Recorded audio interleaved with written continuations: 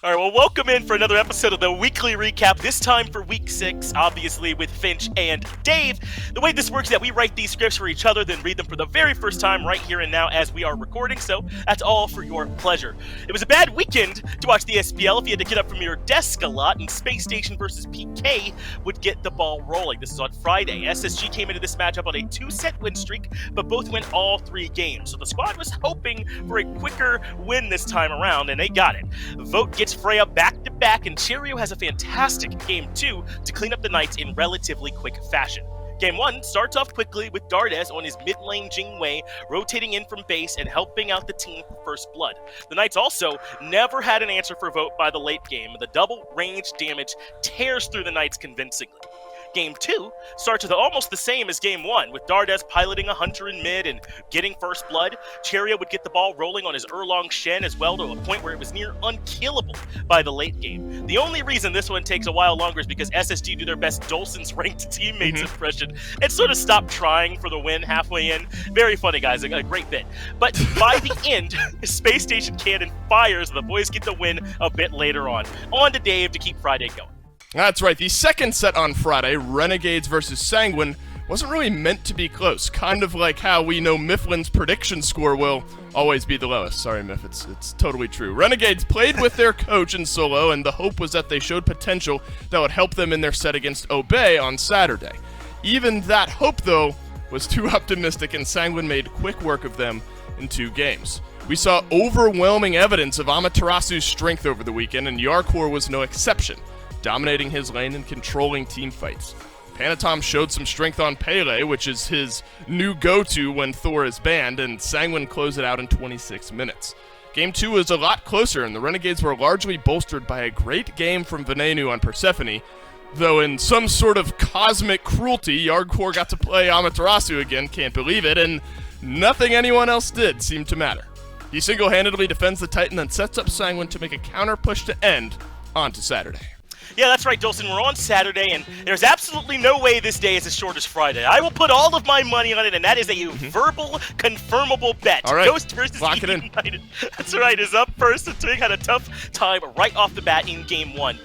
But no one else did on Ghost. Fino didn't die in this set, that's nuts. Panda dies once, PBM dies twice, and E United win 0. Snoopy is riding around on Grover in Game 1 and actually helps the squad lock down first blood for E United. But unfortunately for them, that seems to just awaken Ghost for the rest of the game. There are some back-and-forth skirmishes, but Fino eventually rotates himself out of solo on King Arthur and begins to run away with fights. Game 2 is time for United to adapt, and they actually do so relatively well. Until they don't. Variety and Scream have some early pressure, but that's about it. Panda Cat on Heimdall is able to find some early kills, and suddenly, Muspelheim Airlines is open for business. Choo-choo! Hop on, ladies and gents. Tickets, please. Is it a plane or a train? Not so sure. I don't know. Just a tough this time around for Hurry and crew. Ghost claimed the win in 2 quick ones. We'll see how safe my money is on Saturday evening.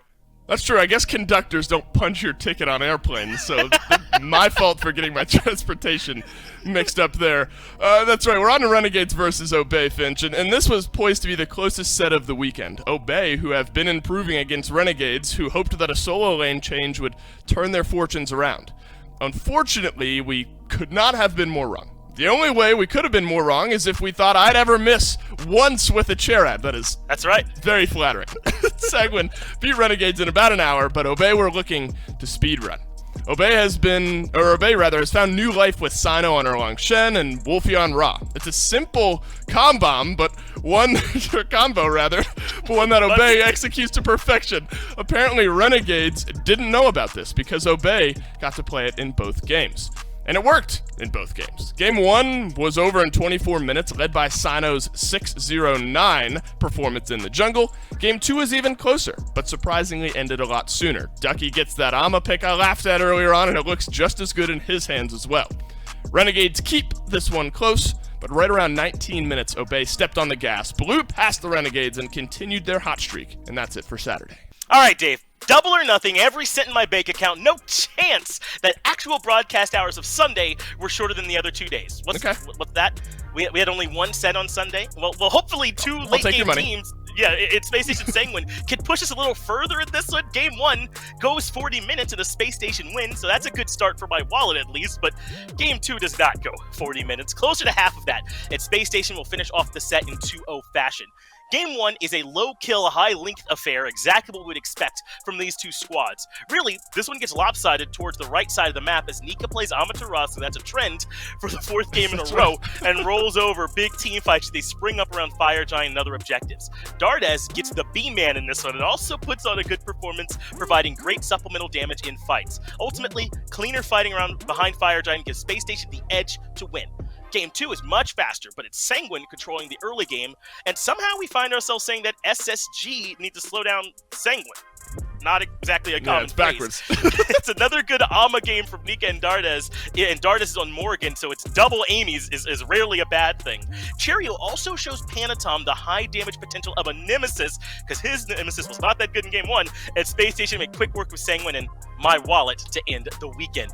Since there was only one set on Sunday, that's going to do it for us here, Dave. That is the SPL Weekly Recap as written by Finch and Dave, but as read by Dave and Finch. I don't know how I do the outro, Dave. Maybe you can give me some tips later. Thank you for watching. We'll be back next week with another recap, and make sure you check out SPL Week 7.